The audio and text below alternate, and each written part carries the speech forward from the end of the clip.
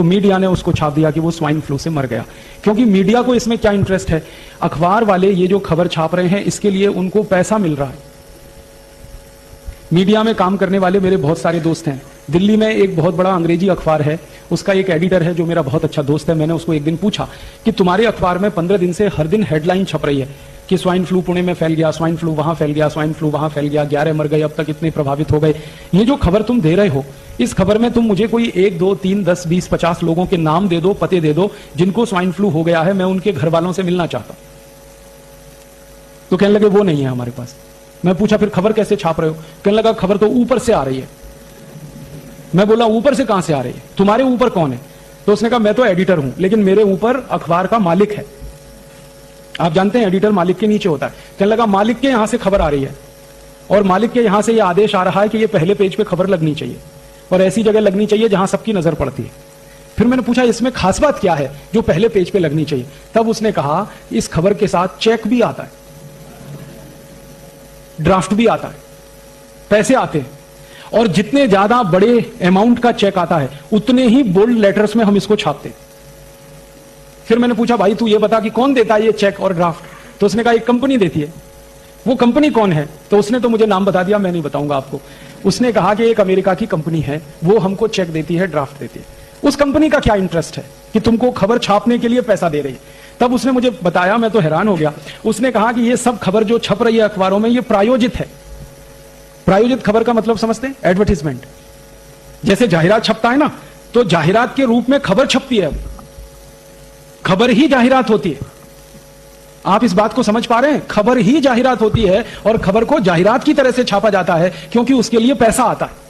और जास्ती पैसा आता है तो पहले पेज पे छापते हैं, कम आता है दूसरे पेज पे छापते हैं, और कम आता है तीसरे पेज पे छापते हैं। किस पेज पर छपेगा वो पैसे से तय होता है। और ये जो एडिटर है ये कोई साधारण अखबार का एडिटर नहीं है, हिंदुस्तान में सबसे ज्यादा बिकने वाले अंग्रेजी अखबार का एडिटर है।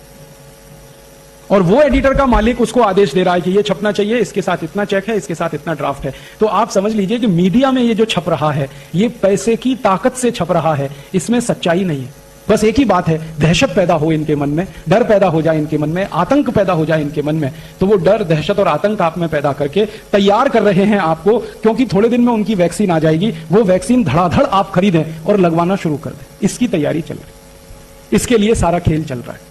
मीडिया में 10, 20, 50 कोटी रुपए खर्च करके कंपनी हजारों कोटि का बिजनेस करने का सपना देख रही है। हाँ, यहां पे वैक्सीनेशन का काम ऐसे चलता है जैसे दूध और दही बेचने का काम चलता है। कि जैसा अभी बताया कि पत्नी का पति मर गया और उसके मन में इतनी दहशत और इतना डर कि उसने अपने पति के अंतिम शरीर को, माने आखिरी यात्रा को 5 फीट दूर से प्रणाम किया। माने दहशत इतनी जास्ती है कि जो धर्म पत्नी अपने पति के साथ सालों साल रही एक ही कमरे में, एक ही बिस्तर पर, जब उसको ये डर लग गया कि इसको स्वाइन फ्लू हुआ और उससे ये मर गया, तो दूर से ही उसने प्रणाम कर लिया। ये हद है, ये लिमिट क्रॉस हुई है डर की, दहशत की।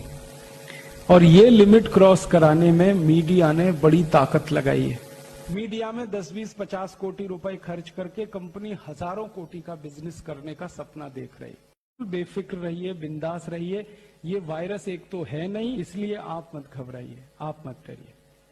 और आप घबराना बंद कर देंगे, डरना बंद कर देंगे तो आप दूसरों को ये बात कह सकेंगे, वो भी घबराना बंद कर देंगे, डरना बंद कर देंगे। हमारे देश की सरकार चलाने वाले नेता और मंत्री, उनको इस तरह की बल्क परचेज करने में करोड़ों रुपए की रिश्वत होती है। जब वो उस कंपनी को प्लेस करते हैं ना ऑर्डर, उन्होंने 10,000 कोटि का ऑर्डर दे दिया, तो इसमें से कम 1000 से 1500 कोटि रुपए मंत्रियों की रिश्वत का फिक्स हो जाए। अभी चर्चा ये चल रही है कि हर एयरपोर्ट पे मशीनें लगाई जाएंगी, उनमें से आदमी को गुजार कर टेस्ट करेंगे। वो मशीनें लाखों करोड़ों रुपए की हैं। तो उनका ऑर्डर किसी कंपनी को दे दिया सरकार ने, उस ऑर्डर का 10%, 15% मंत्रियों को मिल गया हिस्सेदारी के रूप में, अधिकारियों को मिल गया। तो सरकार का वेस्टेड इंटरेस्ट ये होता है कि खूब रिश्वत इस तरह के कामों में मिलती है। मैं आपको एक पुरानी जानकारी देता हूं। आपको याद है 14 साल पहले सूरत में एक अफवाह उड़ी थी कि प्लेग आ गया, प्लेग आ गया, प्लेग आ गया, याद है? उसका दुष्परिणाम क्या हुआ कि पूरे सूरत की टेक्सटाइल इंडस्ट्री बंद हो गई, पूरे सूरत की। 14 दिन तक सूरत में एक कारखाना नहीं चला, एक पैसे का प्रोडक्शन नहीं हुआ, सारे कारखाने ठप हो गए, मजदूर भागकर सब अपने गांव चले गए क्योंकि सबको दहशत और डर बैठ गया। उतनी देर में परिणाम क्या निकला, भारत में कपड़े की कमी आ गई। तो सरकार ने क्या किया, परदेशी कंपनियों को कपड़ा भारत में बेचने का ऑर्डर देना शुरू कर दिया। तो परदेशियों का अंधाधुंध कपड़ा बिका और उसके बाद 14 दिन के बाद फिर खबर आई कि प्लेग नहीं है, वापस लोग आए। लेकिन वापस आने में 6 महीने लग गए और फैक्ट्री चलाने में 6 महीने लग गए। 6 महीने तक भारत का बाजार विदेशी कंपनियों ने कपड़े से भर दिया और पूरे खेल में 14,000 कोटी का नुकसान भारत देश को हुआ। ये 14 साल पहले सूरत में हुआ था। फिर बाद में वैज्ञानिकों ने जांच की तो पता चला कोई प्लेग नहीं था, सिर्फ अफवाह थी। और वो अफवाह उन कंपनियों ने फैलाई थी जिनको भारत में कापड़ बेचना था। 1816-18 में 2 साल भयंकर फ्लू हुआ था, एवियन फ्लू। उस समय अमेरिका की कुछ कंपनियों ने वैक्सीन बेचे थे। एवियन फ्लू के जो वैक्सीन लगाए गए ना लोगों को, वो सब लोग मरे। और कितने लोग मरे मालूम है? 4.5 करोड़ सारी दुनिया में। माने 4.5 करोड़ लोगों को अमेरिकन कंपनियों ने जो वैक्सीन लगाई वो सब मर गए और जिन्होंने वैक्सीन नहीं लगाया था वो सब जिंदा रहे।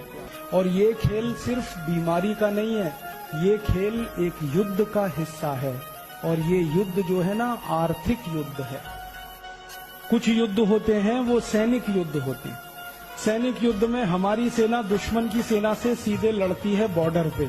लेकिन कुछ युद्ध होते हैं जो आर्थिक युद्ध होते हैं, जो आपके बाजार में लड़े जाते हैं, जिसमें कोई विदेशी कंपनी आके एक झटके में आपका 4,000 कोटी का नुकसान कर देती है और वही कंपनी और 10-20 हजार कोटी वहां से लूट के ले जाती है। ये आर्थिक युद्ध है। अब इस आर्थिक युद्ध में सैनिक आप हैं। सैनिक युद्ध के सैनिक बॉर्डर पे हैं। आर्मी के, एयरफोर्स के, नेवल फोर्स के सैनिक हैं। वो बॉर्डर पे देश की एक-एक इंच जमीन की रक्षा करने के लिए लड़ रहे हैं। तो आप देश के आर्थिक युद्ध के सैनिक बने, जो देश का एक-एक रुपया, एक-एक पाई, एक-एक धन की संपत्ति को बचाने की लड़ाई लड़े। इसलिए सैनिकों का दिमाग साफ होना चाहिए, क्लियर होना चाहिए अपने उद्देश्य के प्रति और अपनी संपूर्ण समर्पण के प्रति। आपका उद्देश्य अगर आपको साफ दिख रहा है तो युद्ध में आप लड़ेंगे और जीतेंगे। और अगर आपका उद्देश्य ही आपको साफ नहीं दिख रहा है तो लड़ेंगे तो सही लेकिन हारेंगे। इसलिए ये आज का कार्यक्रम रखा गया कि ये आर्थिक युद्ध भारत के खिलाफ शुरू हुआ है और इस युद्ध में बड़े बड़े लोग शामिल हैं।